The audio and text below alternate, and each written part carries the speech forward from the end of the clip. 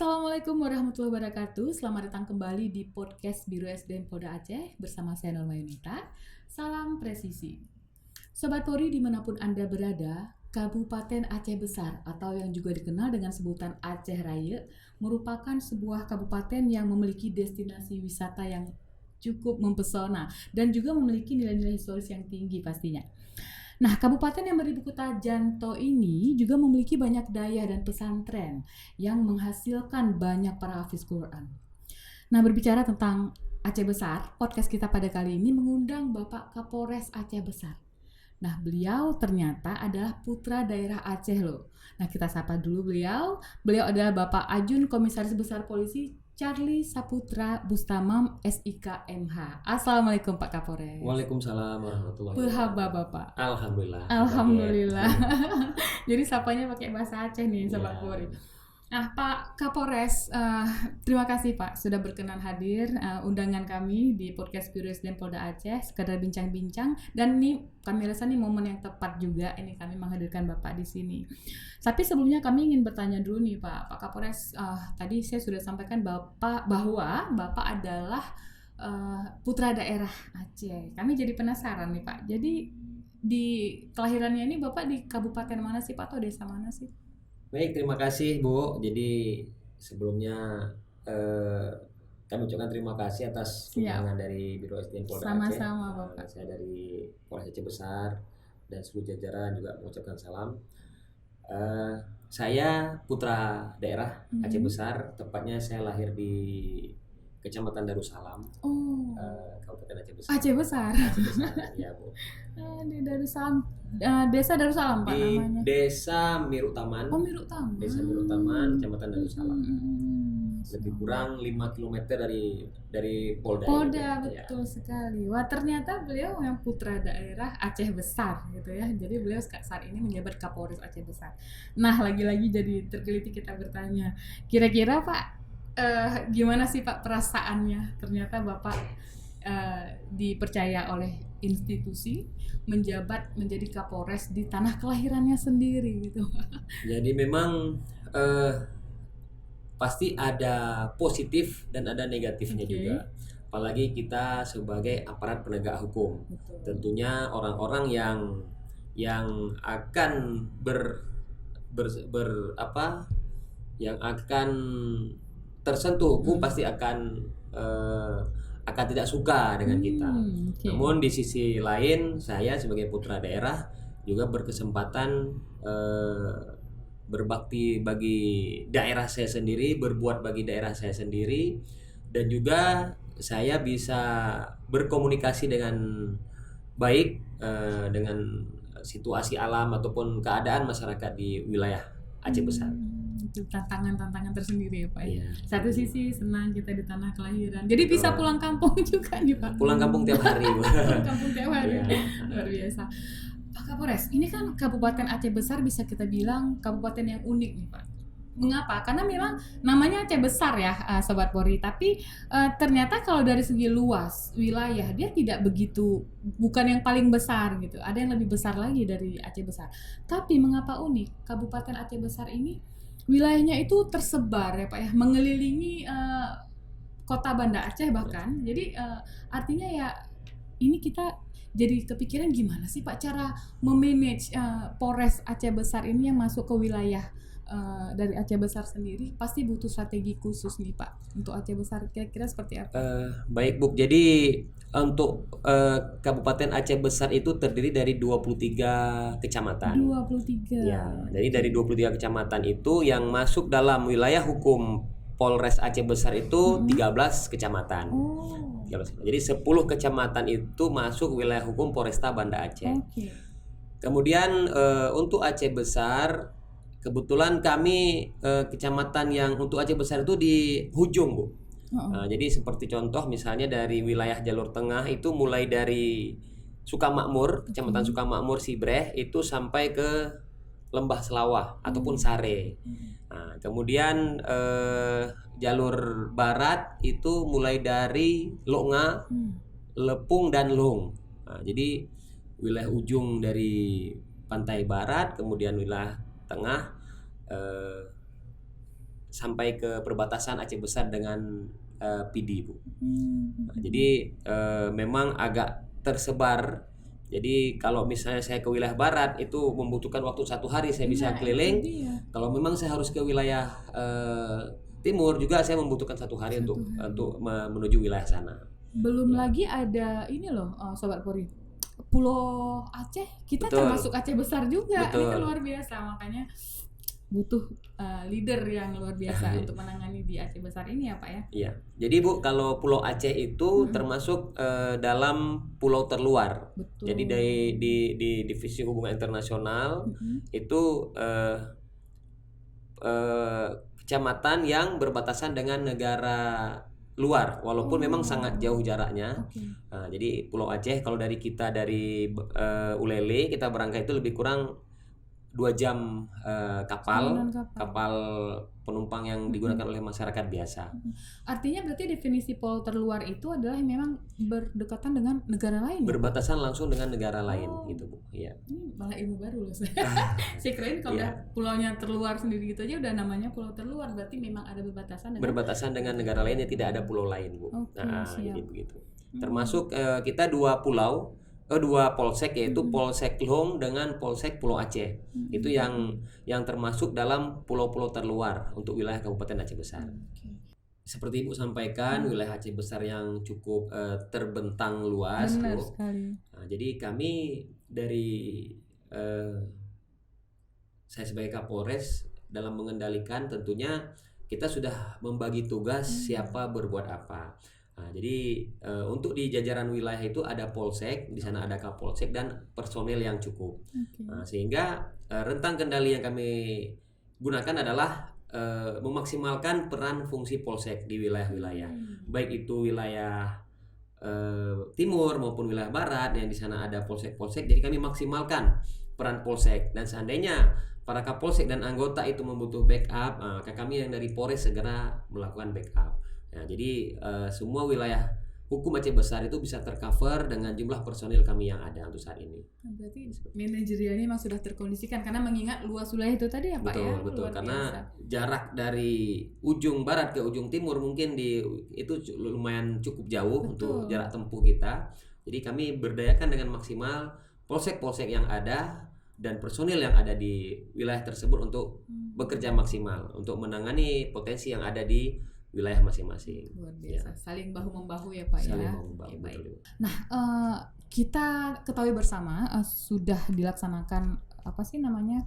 Sudah dimulainya operasi Ketupat Selawah ya Pak ya 2023. Nah, mengingat operasi ketupat ini kan memang setiap tahun nih Pak, ya kan kita sudah familiar mendengar itu. Tapi kami mungkin banyak juga Sobat Polri yang masih belum begitu paham operasi ketupat itu seperti apa sih Pak? Operasi Ketupat Selawah khususnya itu bisa digambarkan ke kita. Jadi operasi ketupat tahun 2023 ini adalah salah satu operasi terpusat yang dilaksanakan oleh Mabes Polri. Nah, jadi Polri sebagai leading sektor dalam rangka pengamanan Idul Fitri.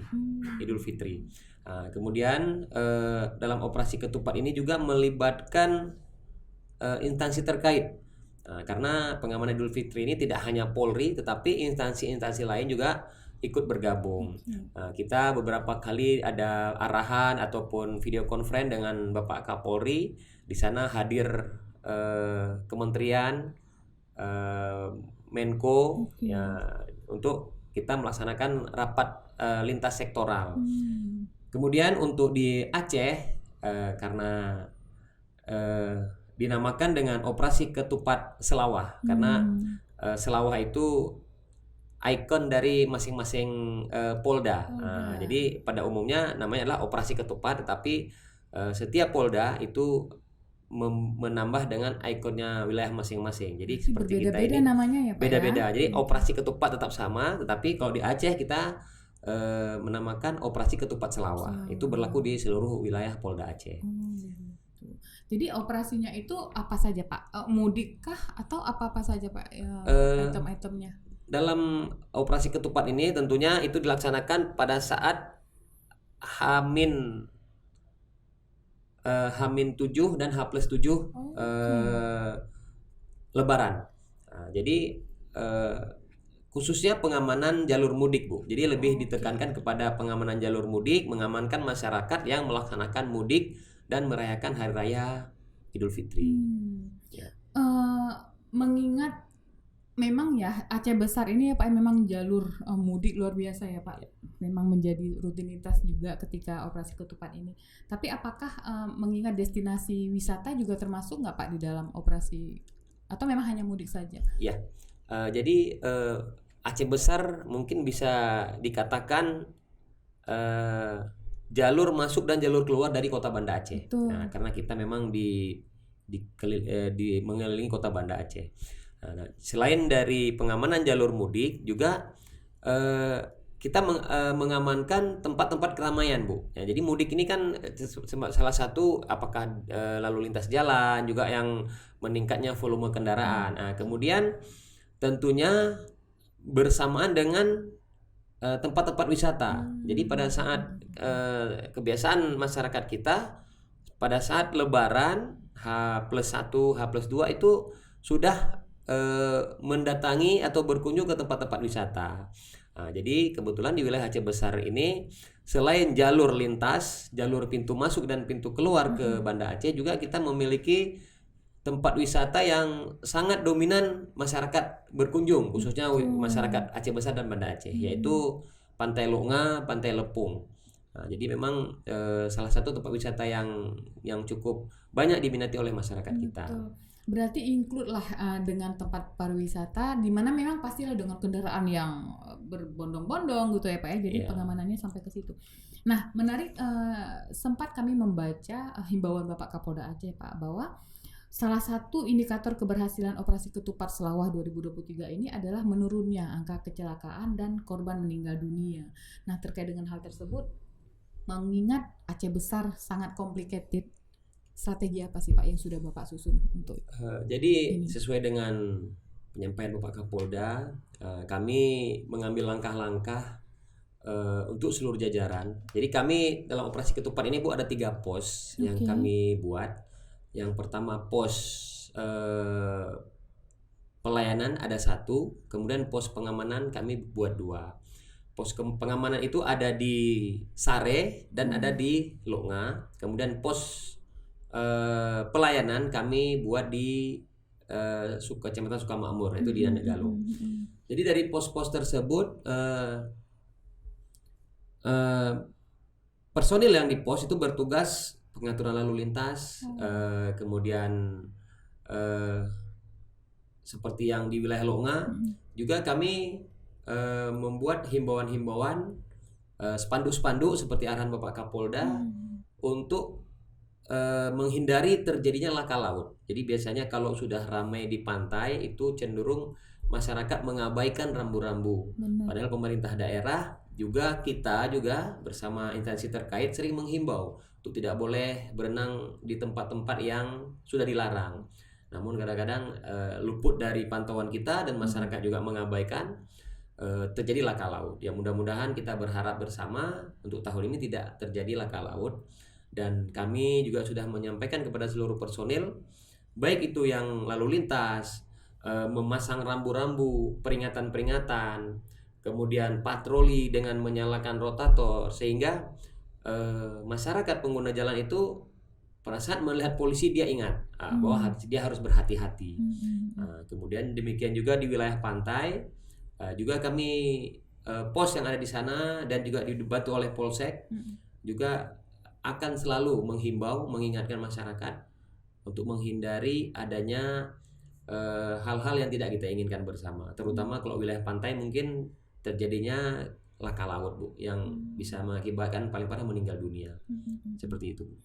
Artinya yang laka laut itu sendiri ternyata sampai juga menjadi pelayanan kita ya Pak ya, menjadi apa sih prioritas ya Pak ya, mengingat kita di tempat wisata itu tadi. Betul. Apakah itu ada bekerja sama dengan bagian kelautan atau dengan siapa Pak? Untuk wilayah laut, ya pada saat dalam operasi ini juga kita melibatkan BPBD Bu, Badan Penanggulangan Bencana Daerah, kemudian Basarnas Aceh, kemudian TNI Angkatan Laut juga, yang yang memang ada pos juga di sana, kemudian dari PMI dan dari pihak-pihak lain. Jadi tidak hanya polisi saja, Bu. Jadi kita bersama-sama, termasuk masyarakat setempat, masyarakat yang mengelola tempat wisata juga kita libatkan untuk sama-sama menjaga masyarakat yang menikmati pantai dengan tidak mengabaikan keselamatannya. Jadi anggota sudah disiapkan sedemikian rupa gitu ya Pak Jadi ya, anggota untuk kita patroli bawa toa, Bu, untuk Masya menghimbau area-area yang dilarang untuk tidak boleh berenang. Itu loh Sobat Polri semuanya, Bapak Polisi ini sudah siap siaga untuk mengamankan, menjaga Sobat Polri untuk bermudik ya. Jadi patuhi semuanya himbauan aturan-aturan yang sudah dipasang, terutama waktu di laut nih. Jangan sampai, aduh nauzubillah lah ya Pak ya, jangan sampai ada kejadian ya. Jadi harus berhati-hati. Nah, menarik, pernah saya membaca pada media online Pak, bahwa pengamanan mudik tahun lalu ini mendapatkan apresiasi ya Pak ya dari masyarakat, tingkat kepuasan ya sampai 73,8% tingkat kepuasan masyarakat. Betul. Jadi penyampaian dari Bapak Kapolri, pelayanan mudik kita Polri tahun lalu mendapat apresiasi dari masyarakat. Nah, kemudian untuk tahun ini pun Bapak Kapolri juga menyampaikan kita akan melaksanakan pengamanan dengan maksimal sesuai dengan survei dari badan survei. Itu diperkirakan seperti disampaikan oleh Bapak Kapolri, mudik tahun ini meningkat sekitar 28% Bu dari tahun lalu. Jadi cukup banyak kemungkinan cukup padat arus mudik. Ya mungkin wilayah kita Aceh mungkin tidak sama dengan wilayah yang ada di Pulau Jawa atau di Pulau Sumatera bagian lainnya. Jadi meningkat artinya nih kita lebih warning lagi ya Pak ya buat anggota kepolisian untuk menjaga, karena tingkat mungkin kepadatan itu dia. Itu akan lebih meningkat daripada tahun lalu Bu. Ya. Baik Bapak, mungkin saya rasa masyarakat atau Sobat Polri sangat membutuhkan nih himbauan-himbauan dari Pak Kapolres sendiri, yang kira-kira apa saja Pak yang harus didengarkan oleh masyarakat dan harus diikuti agar kita menjalankan mudik dengan aman, tentram, tanpa ada masalah dan kecelakaan gitu Pak. Mungkin berkenan disampaikan kepada masyarakat. Baik, jadi sebelumnya kami ingin menyampaikan yang pertama bahwa kalau rekan-rekan ataupun masyarakat yang akan mudik, untuk mengunci rumah terlebih dahulu, kemudian mengamankan listrik, ada kabel-kabel listrik yang perlu dicabut, kemudian dapur ataupun yang mudah terbakar itu akan diamankan, kemudian pintu-pintu dikunci, kemudian menitipkan rumahnya kepada tetangga ataupun melaporkan kepada kepolisian terdekat bahwa rumah tersebut kosong. Kemudian kami juga menghimbau kepada masyarakat untuk istirahat yang cukup pada saat akan mudik. Nah, ini kan sangat berbahaya karena sebagian besar terjadi kecelakaan juga karena kelelahan dalam mengendarai kendaraan, baik itu roda 2 maupun roda 4. Kemudian berhati-hati di jalan, utamakan keselamatan. Nah, dan kami berharap untuk mudik tahun ini semuanya berjalan aman, lancar, tidak ada musibah apapun. Amin. Dan kita berharap kenyamanan para pemudik sangat kita utamakan untuk menciptakan khususnya Kabupaten Aceh Besar yang aman dan kondusif. Iya, luar biasa Pak. Ini memang kalau kata orang dagingnya nih, daging semua yang disampaikan. Jadi memang benar Pak, ini yang sangat perlu masyarakat ketahui. Titipkan rumah pada tetangga, kunci rumah ya Pak ya, karena tingkat kriminalitas juga Pak, kejahatan itu datangnya bukan hanya disengaja, tapi ada kesempatan dan peluang ya Pak ya, kalau kita tidak mengunci rumah, listrik, dapur, sehingga tidak terjadi kebakaran dan sebagainya. Luar biasa. Terima kasih Pak Kapolres. Alhamdulillah banyak sekali informasi yang diberikan oleh beliau kepada kita pada hari ini. Kami ucapkan sekali lagi terima kasih Bapak, terutama himbauannya kepada masyarakat agar lebih berhati-hati ke depannya. Baik, Sobat Polri, demikianlah bincang-bincang kita pada hari ini. Semoga apa yang disampaikan oleh beliau dapat menjadi nasihat yang Sobat Polri cermati ketika mengadakan mudik nantinya ya ke kampung halaman. Oke, sebelum saya tutup juga dengan pantun. Jalan-jalan ke Samahani, jangan lupa icip roti selenya. Sekian dulu bincang-bincang pada hari ini. Kita ketemu lagi di podcast selanjutnya. Terima kasih. Assalamualaikum warahmatullahi wabarakatuh. Salam presisi.